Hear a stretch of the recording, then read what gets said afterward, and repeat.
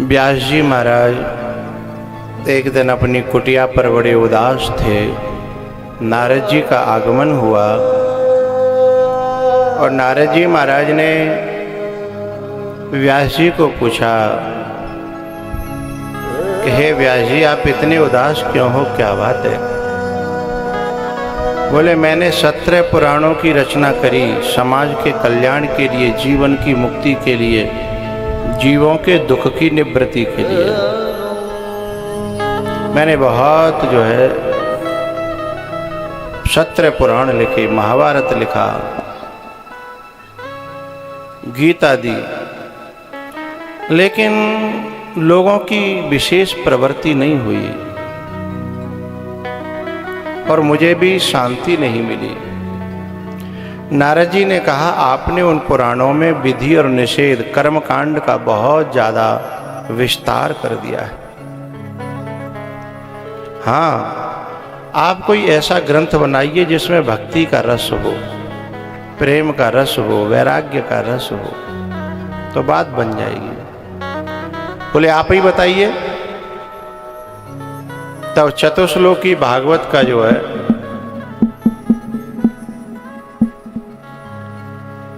चतुश्लोकी भागवत प्रदान करके कहा कि इसका आप विस्तार कीजिए।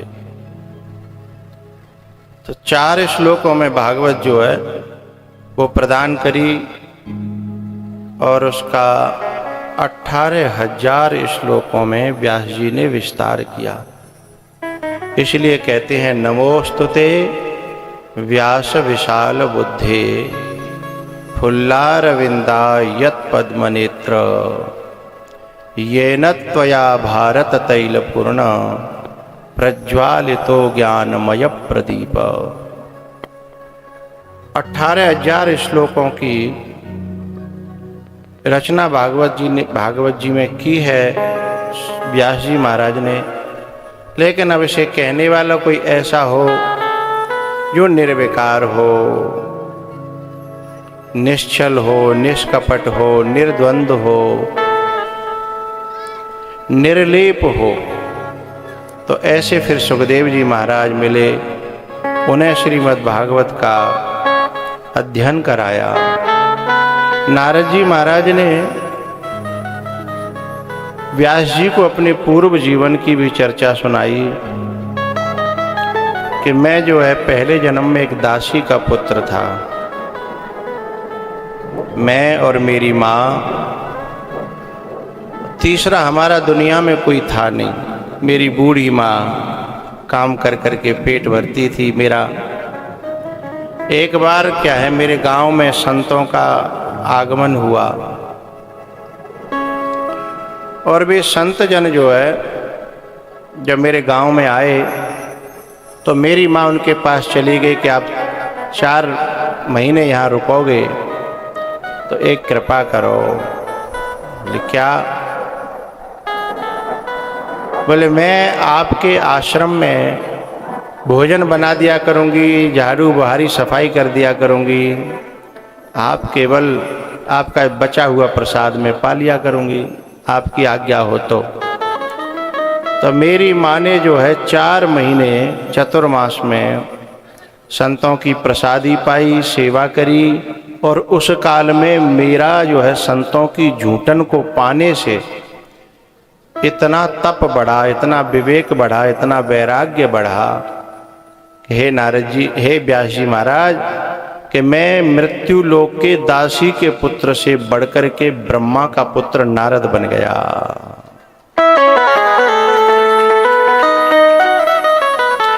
हम लोग गाते हैं, कागज से तुमको हंस बनावे,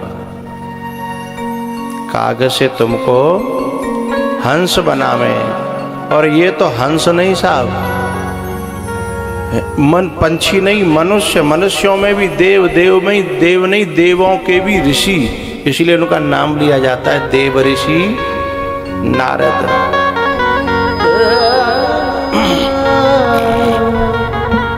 कागज से तो है हंस बनावे,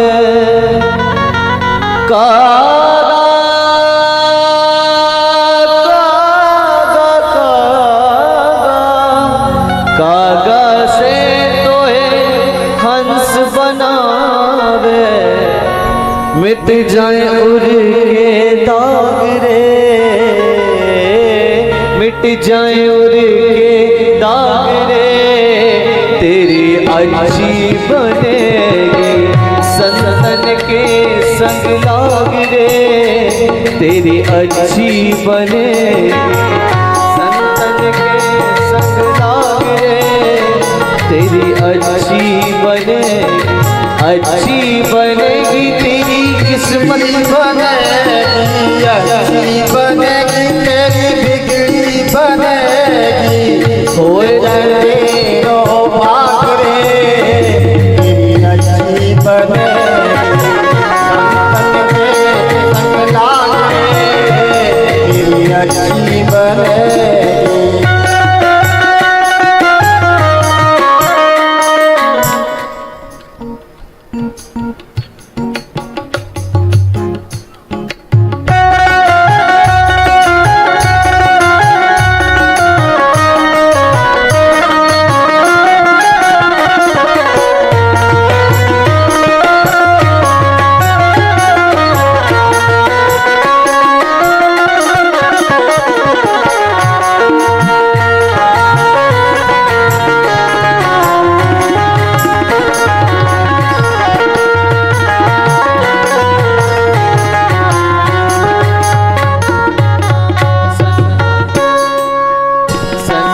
संग कर पुण्य कमाए,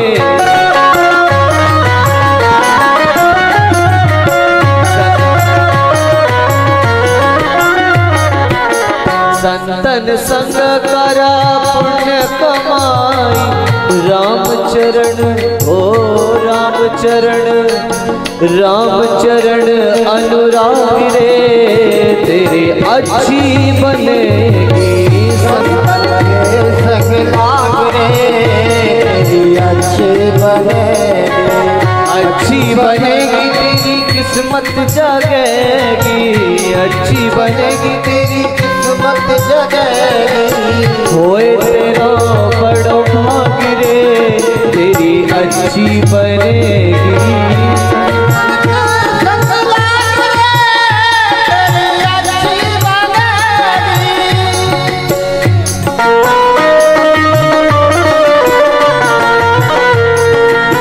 संगीत कितना रूखा लग रहा है, तुम्हें नहीं लग रहा है? पर तुम पहली बार सुन रहे हो।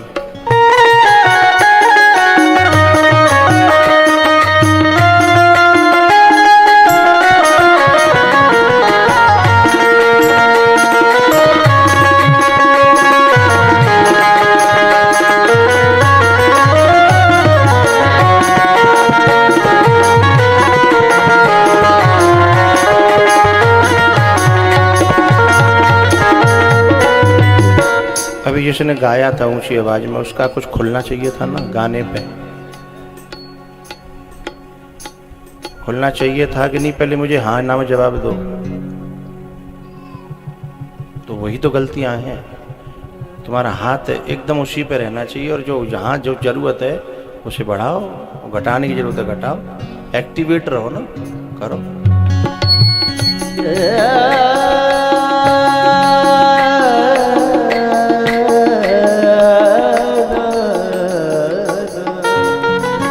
ध्रुव जी की बन गई, प्रहलाद जी की बन गई, ध्रुव जी की बन गई,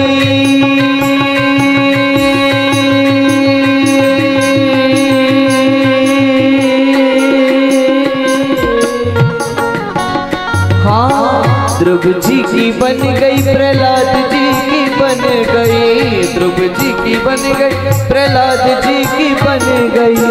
हरि सुमिरन हरि सुमिरन हरि सुमिरन में लाग रे, तेरी अच्छी बनेगी संतन से, ओ संतन से लाग रे, तेरी अच्छी बनेगी।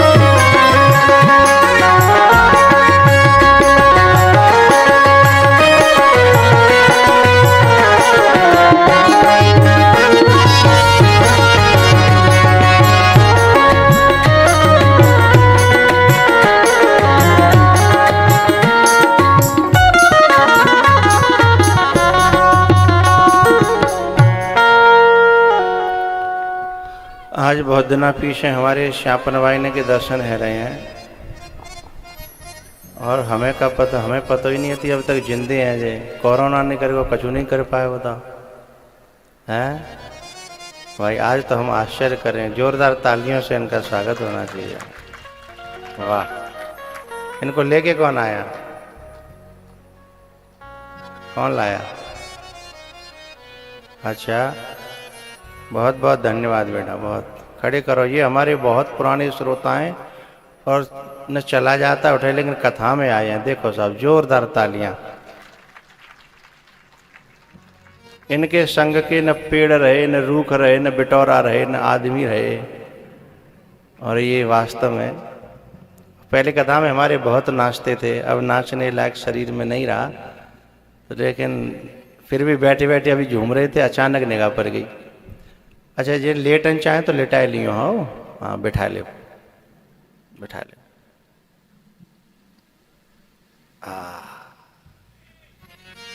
लेटन चाहे तो इधर घोंटू न पे लेटाए लियो।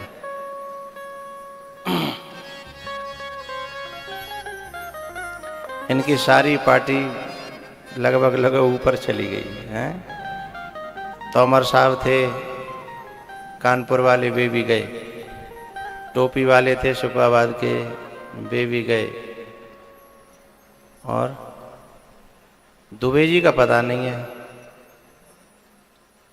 दुबे जी जो थे अजीत मल के, अब उन्हें कि सूचना ना भी हतंगे के जने ना हते ही। आज इनका दर्शन हुआ है बहुत दिनों बाद। हम वैसे एक दिन पूछ रहे थे, दुबे जी गए? जय श्री राम। अब एक आध दौर रह गए जन कब जाएंगे पता ना।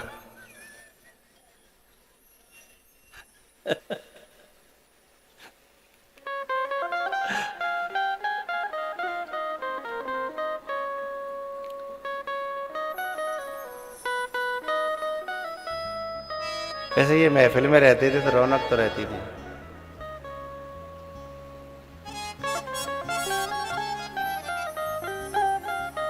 टाइम चूक जाते हो, क्या फायदा है? मैं देख रहा था खुद ही।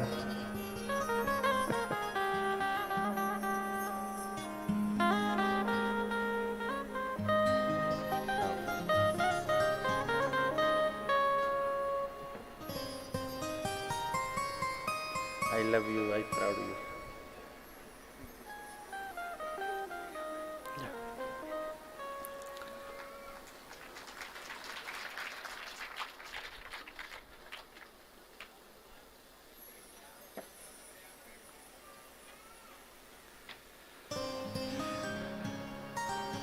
तो नारद जी ने कहा कि जब मैं संतों के संग से, संतों की सेवा से, संतों की प्रसादी से एक साधारणता गया बीता, साधारण नहीं गया बीता मनुष्य लोक का प्राणी, और मैं देव ऋषि नारद बन सकता हूँ, तो बताओ संतों के संग से और क्या नहीं हो सकता है ना। संतों के संग से असंभव भी संभव हो सकता है।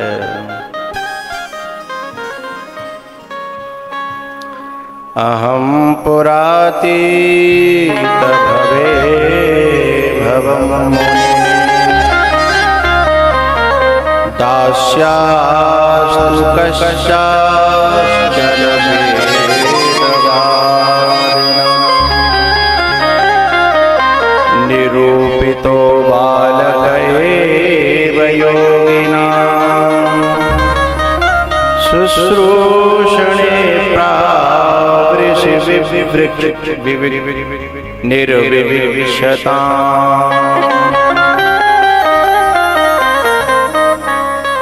बोले मैं बालक था मेरा, लेकिन संतों में इतने दिन रह करके मेरा प्रेम बढ़ गया, मेरा लगाव हो गया, और वो लगाव ही मुझे खींच करके कहाँ से कहाँ ले आया।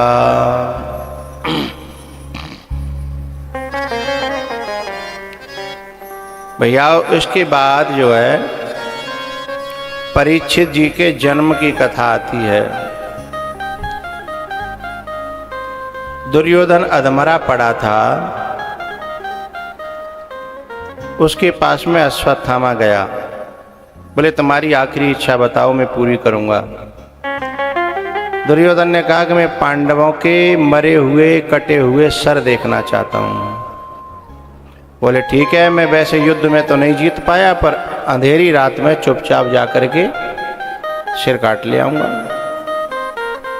अब अश्वत्थामा चला और पांडव एकदम मस्त हैं, उन बेचारों को कुछ पता ही नहीं है, वो हरि की शरणागति में रहते हैं, भगवान की शरण में रहते हैं, कोई पता नहीं है क्या हुआ। उनको तो नहीं पता, लेकिन जिनके सहारे रहते हैं पांडव उसको तो पता है, भगवान श्री कृष्ण। ठाकुर जी को बेचैनी हो गई कि मेरे भक्तों को मारने आ रहा है, मेरे भक्तों को मारना चाहता है। घूमने लगे इधर से उधर, उधर से इधर, बेचैन है, क्या करें। रात्रि में गए और पांडवों को कहा कि भाई आज तुम यहां नहीं सोओगे, कहीं भी सो जाओ। लेकिन पांडव भी इतने समर्पित थे कि उन्होंने ये नहीं पूछा कि क्यों, क्योंकि प्रेम में क्या क्यों क्यों नहीं होता, समर्पण में क्या क्यों क्यों नहीं होता। इसलिए उन्होंने बिल्कुल भी नहीं पूछा और वो अलग सो गए। लेकिन उस पांडाल में आकर के उनके पुत्र सो गए बिना पूछे ही। उनके जो पुत्र थे उनके सिर काट ले गया अश्वत्थामा।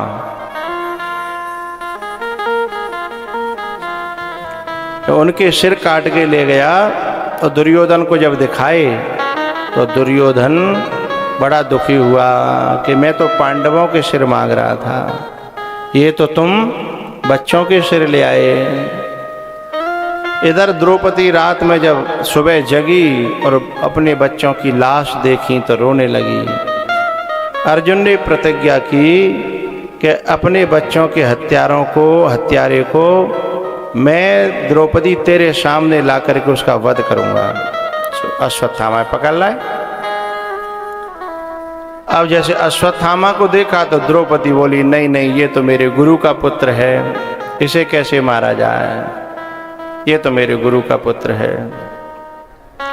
लेकिन अर्जुन ने कहा कि मैंने तो प्रतिज्ञा की है, पुत्र तो है लेकिन हत्यारा भी तो है, हैं?